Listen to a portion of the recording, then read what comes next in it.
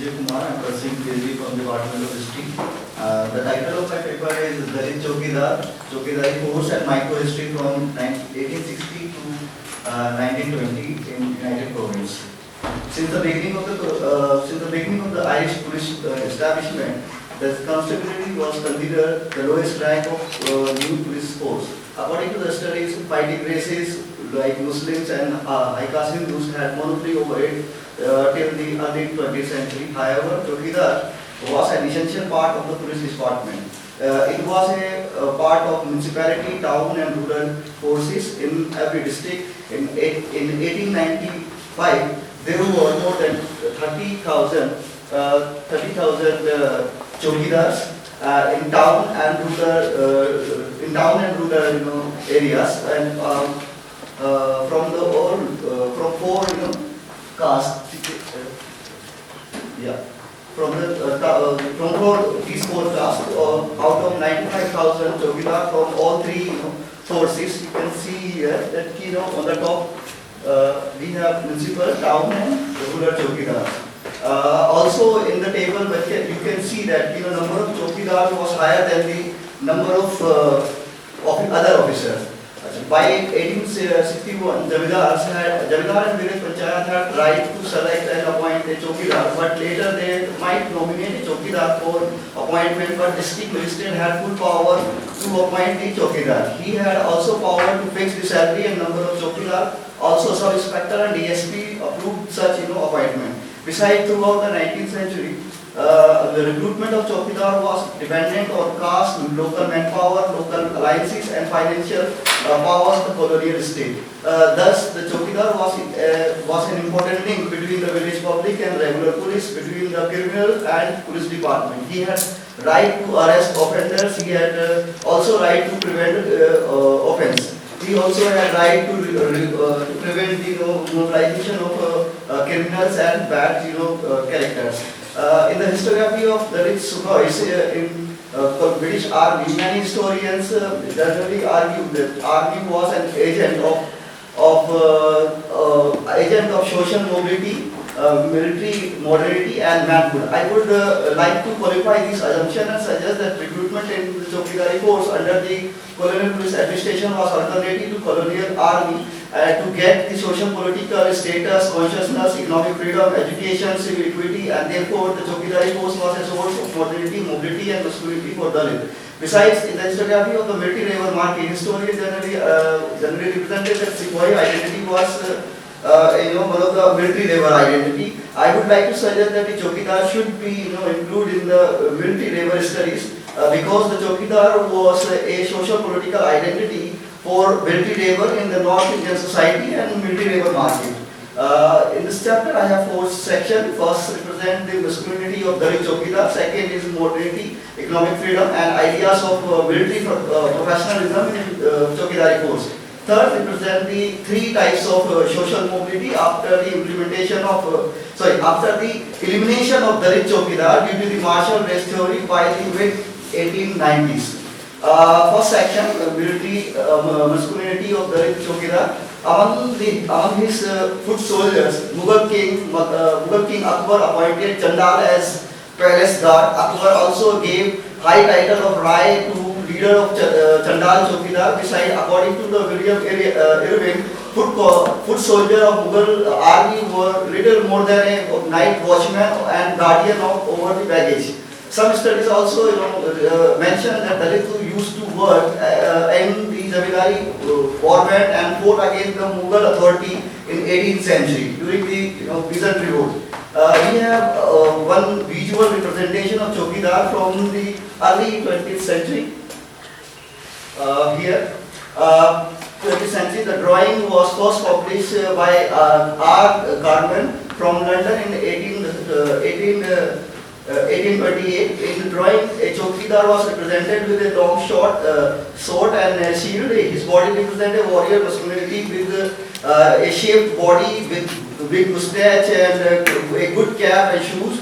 In another image, a Dhanuk was depicted with a musket and a sword. Here, it shows that Dalit Chaukidar was expert in practice of war and weapons. Also one can see that the warrior spirit, also one can see the warrior spirit of Dalit Chaukidar in the stories of Ganga Baksh Rawat, who was a son of Pasi Chaukidar. In the writing of William Silman, he was the founder of the Thagi department. He says that between the 1830s and 1850s, he was a leader of hundreds of Dalit bowmen. In March 1850s, he fought against the joint army of company and our state in the battle of Kasim Ganga and Batai, but he lost. Besides, the Punjab Law Acts 1872 and Indian Arms Act gave power to Chaukidar to be armed with sword and spear in all province. So it shows that colonial state also wanted to maintain the fighting spirit of Dalit Chaukidar.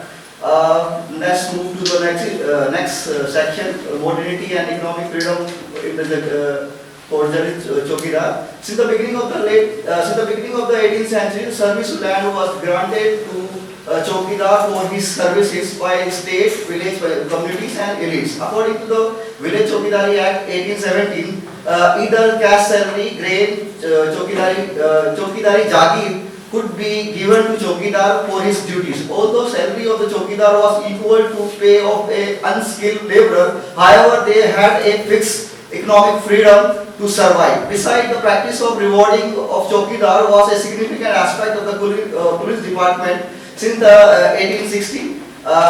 The colonial state also maintained the village Chaukidari fund and district Chaukidari fund in every district for reward of Chaukidar. Although the number of reward was high among the Chaukidar than the police officer and man, however, in the mid 1890s, money of Chaukidar was insufficient. Money of reward was insufficient for Chaukidar. Consequently, there was absence of surveillance and information network between Chaukidar and regular police. Let's talk about the modernity in the Chaukidari force for Chaukidars. In the second half of the 19th century, was a period of police modernity due to the introduction of modern techniques of investigation like fingerprints, photography, communication like telegram and telegraph, weapons like guns, and transportation like motor car and bikes. The police station, became the center of new colonial modernity where Dalit Chaukidar weekly, came to attend Chaukidari muster parade. In 1892, parade became compulsory for training, inspection, and consolidation of working of police administration in UP. In the late 19th century, every Chaukidar was a member of muster. Available records show that the formation of muster was based on caste and community and had a group number. Also, uniform was considered, as a sign of modernity and discipline, not only in the military and police services, but also in the Chaukidari service. Therefore, by the order of 1866, all Chaukidar had a blue shirt, white dhoti, and a red pagdi with a belt and a brush, on which the brush used to have the name of village, police station, and the name of the Chaukidar.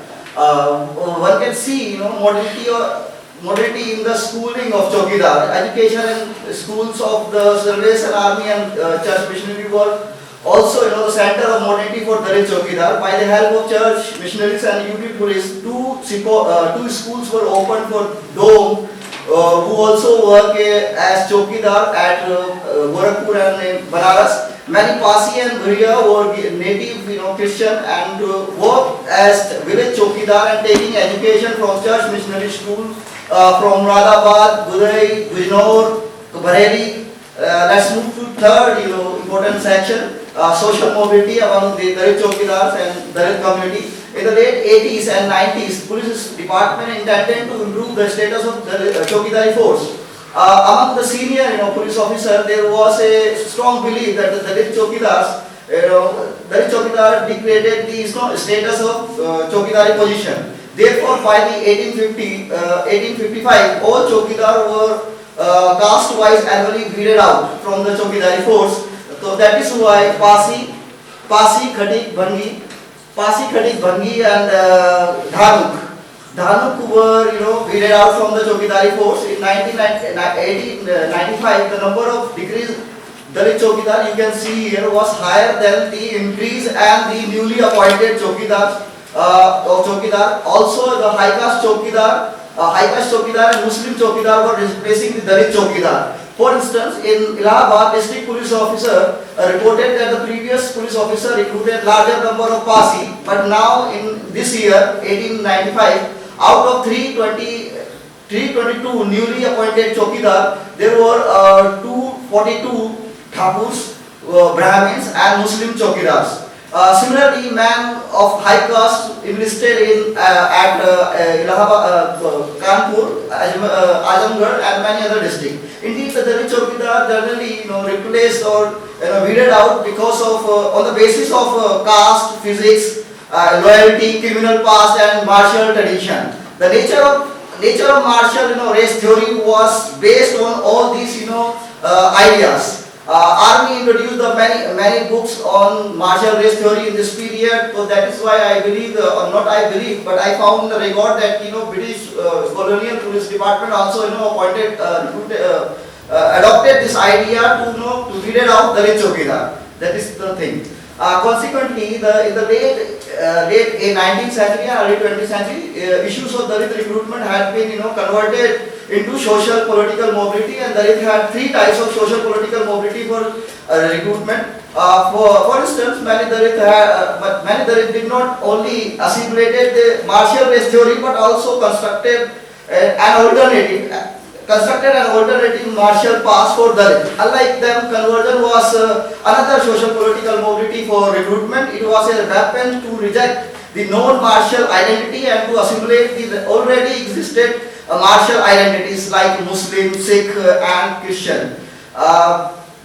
Meanwhile, in the same period, many social and religious agencies raised their voices against the elimination of Dalit Chaukidar. For instance, in 1890s, there was a Christian missionary. His name was E.W. Parker. He criticized the new policy of recruitment in Chaukidari force. He argued that after the distribution of all other positions in army and police forces among few higher castes, now Chaukidari position, which according to him is actually a gift, was taken from a big lower mass of lower classes. The government and police department left no means of income for later. Like church missionary, we have another important agency of social political mobilization to mobilize Dalit around their communal politics. The Hindu agencies and writers produced fabricated history, myth, manipulated caste, ethnography, Kshatriya, genealogy in Hindi. Chaukidar Sharma was one of the Hindu writer who produced a book. He actually wrote a book. The title of the book is Kshatriya Vansh Pradeep. This book is actually very popular among Dalit community. Dalit writer and Dalit Sabhas used his book in their caste history tracts and petition to prove their assertion of Rajput Kshatriya identity. For instance, in the Khadik caste, Shamlal Bhattacharya was one of the writer, and he asserted a Suryavanshi Rajput identity for Khadik community, one of the community which we can see here.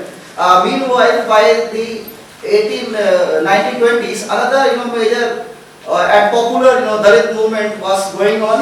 This movement is known as Adi Hindu movement. It invented Adi Hindu theory. According to the theory, Dalit are descendants of Adi Hindu warriors. To circulate these ideas, Adi Hindu leaders organized conference and meetings, and where they passed many resolutions in favor of Dalit recruitment. Also, many memorandums and petitions submitted to demand the recruitment in army, police and Chaukidari force. For instance, in 1922, during the visit of Prince Bell in Delhi, Swami Achyutanand, who was the founder of Adi Hindu Mahasabhas, gave a memorandum of 70 demands. 70 demand to British authority and demanded recruitment in police, army and Chaukidari force. Conclusion में I just want to conclude this chapter here. So one can see here that in 19th century military labor market, ambitious zamindars and colonial state maintained the fighting spirit and the masculinity of Dalit Chaukidar. Police station were the center of colonial modernity, where Dalit Chaukidar used to meet for prayer. During the Chaukidari and muster parade, Chaukidar were used to see the modernity, police modernity. The fixed economic liberty came to them from Jagir, cash salary, grain and rewards. Also, it is evident that like army, muster, parade, drill, uniform, promotion and punishment were given to create loyalty and professionalism among the Dalit Chaukidar. Besides Chaukidari job raised the social and political status of a Dalit Chaukidar among their own members. Thus, the civic equity was only limited to the Dalit Chaukidar, not to entire Dalit community. However, it gave a sense of civic equity and social political status to all Dalit people. Therefore, they were ready to do Chaukidari job with an inferior status at a low salary. This is the thing. And last, I just want to add that three types of social political mobility was there among the Dalit community. And first was tried to represent the Rajputization of Dalit. Second was representing Adi Hinduization of Dalit, and third was represent Dalit conversion. Thank you all.